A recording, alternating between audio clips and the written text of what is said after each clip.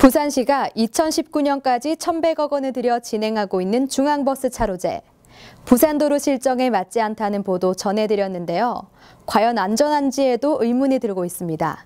도남선 기자가 보도합니다. 신호등에 파란불이 켜지자 시민들이 우르르 횡단보도를 건넙니다.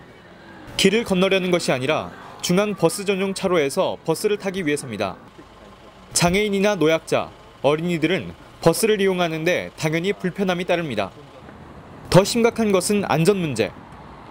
중앙버스 차로는 다른 차로에 비해 차량 속도가 빨라 교통사고 발생 가능성이 더 큽니다. 찻길 건널 때에 조금 뭐라고 해야 되나 좀 위험 부담이 조금 있는 것 같아요. 나이 같은 사람들은 그 개념이 없어가지고 그냥 통과를 하더라고요.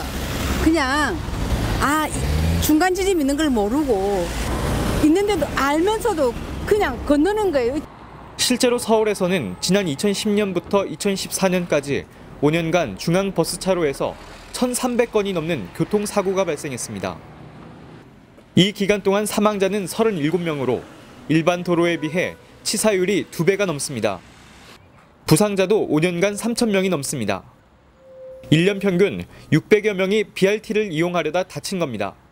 교통 흐름이나 이런 게 대해서 안전에 대한 거는 문제가 많다고 불구함에도 이걸 갖다가 말을 해도 듣는 사람도 없을 뿐더러 항상 이게 그 정책, 사업만 이렇게 우선적으로 하기 때문에 아무리 말을 해도 시정도 안 될 뿐더러 안전은 보이지도 않는 거고 눈에 없어요. 보이는 건 그렇죠. 생명에 대한 것도 없습니다.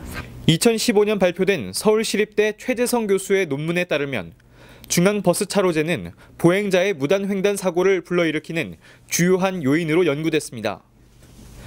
중앙버스 정류장이 설치된 경우 일반 도로에 비해 무단 횡단 사고에 미치는 영향이 큰 것으로 나타났고, 특히 차로 수가 4차로 이하인 경우가 5차로 이상인 경우에 비해 무단 횡단 사고에 미치는 영향이 큰 것으로 나타났다는 것입니다.